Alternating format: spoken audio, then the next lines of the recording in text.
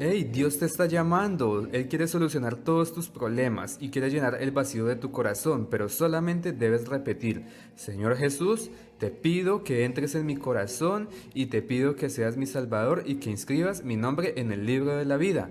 Alguien contésteme. Amigo, nadie te va a contestar porque todos están muertos.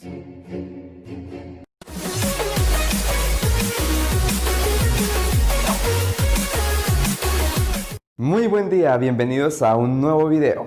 Antes de continuar, les recuerdo suscribirse a nuestro canal, darle clic a la campanita para que no se pierdan ninguna de las notificaciones. El día de hoy vamos a responder 3 preguntas muy interesantes que la gente ha estado haciendo durante los últimos días en las distintas redes sociales. La primera es: ¿la oración de fe salva? ¿En qué momento es escrito mi nombre en el libro de la vida? ¿Y puede ser borrado mi nombre del libro de la vida?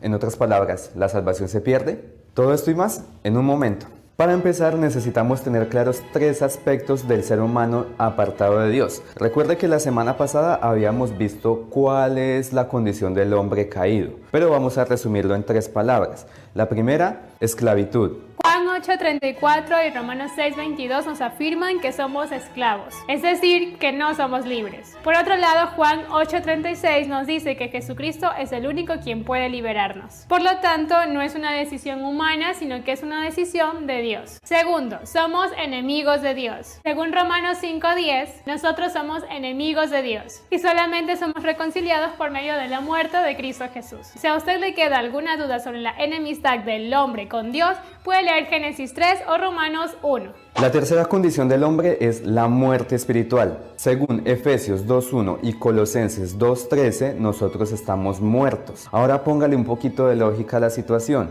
Un muerto no puede hablar, un muerto no puede elegir, un muerto no puede decir: sáquenme de esta tumba porque no me gusta, métanme en otra. Entonces ahora usted entiende por qué nosotros estábamos en un cementerio haciendo un llamado de fe y nadie respondía, porque todos estaban muertos. Un muerto no puede tener la decisión de tener vida, otro tiene que revivirlo. En otras palabras, nadie puede llegar a Jesucristo si el mismo Padre no lo trae. Recuerde que según el libro de Juan, capítulo 15, verso 16, los discípulos no eligieron seguir a Jesús. Jesús mismo los había elegido a ellos. Ahora, si juntamos las 3 cosas, que somos enemigos de Dios, que estamos esclavos del pecado y que estamos muertos espiritualmente, ¿cree usted que hay alguna manera de que nosotros mismos podamos elegir a Dios para ser salvos? Definitivamente no, ¿cierto? Ahora miremos otro, Efesios 2:8-9. Los cristianos generalmente toman este versículo para caerle encima a los católicos, haciéndolos entender de que la salvación no es por obras, sino por gracia. Porque por gracia sois salvos por medio de la fe,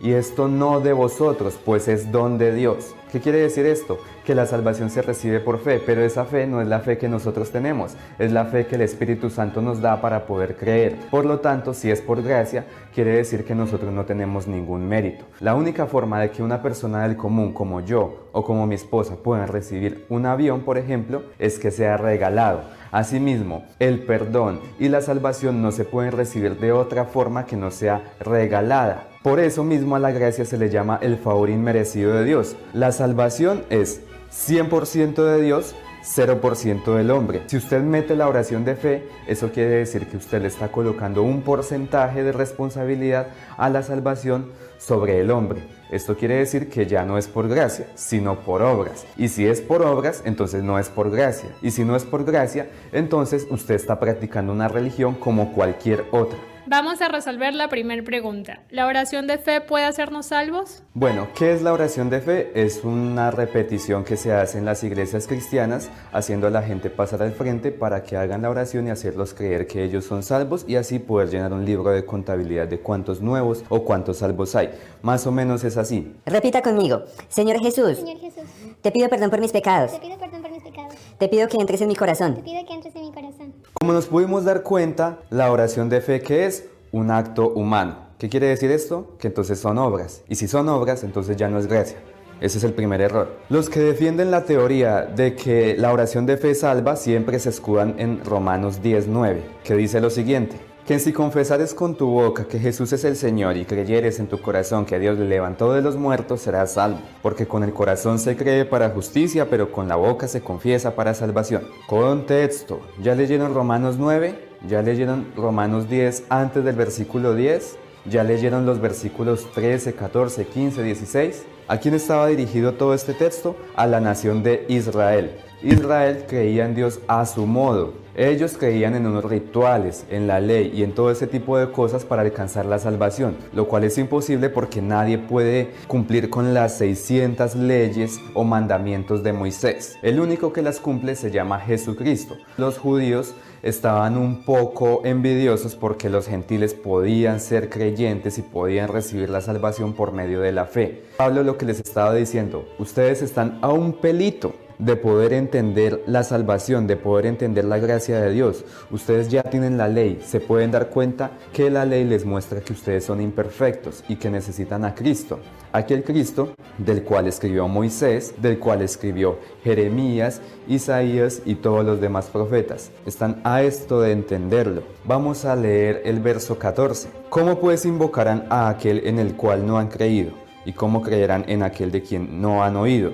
¿Y cómo oirán sin haber quien les predique? Aquí claramente la Biblia nos está diciendo que la única forma en que el hombre pueda llegar a ser salvo es a través de la predicación del Evangelio, porque la fe viene por el oír y el oír por la palabra de Dios. ¿Cuál fe? La fe que da el Espíritu Santo para que el hombre pueda creer que Jesucristo es el Salvador. La obra del Espíritu Santo es algo mucho más profundo de lo que uno se imagina. La predicación del Evangelio es el vehículo que el Espíritu Santo utiliza según Juan 16 del 7 al 8 para redarguir de justicia, de juicio y de pecado. El Espíritu Santo es como un fiscal, el cual viene con una serie de pruebas irrefutables, las cuales sirven para condenar al ser humano que ha sido pecador desde el principio. El Espíritu Santo no solamente hace sentir mal a la persona, sino que lo convence de que es totalmente culpable delante de Dios y que no tiene ningún remedio y que además de eso está condenado a la perdición. Por lo tanto, si una persona luego de haber sido convencida llega al arrepentimiento y luego llega a la salvación, esta persona entonces va a confesar que Jesús es el Señor y el Salvador. Pero esto no es una confesión que se hace en el momento que es convencido del pecado, no, esto es una confesión diaria. Es una confesión que se hace el primer día en que es salvo hasta el día de la muerte, porque todos los días el Espíritu Santo está convenciendo a la gente de su pecado y de su necesidad de Jesucristo. Si usted piensa que en el único momento en que usted es convencido es cuando pasa allá al frente a hacer la oración de fe, el Espíritu Santo no lo ha convencido. Es solamente la emoción que usted tiene porque alguien le acaba de decir algo que a usted le tocó el corazón. Lo que hace el Espíritu Santo es lo mismo que Jesús hizo con Lázaro.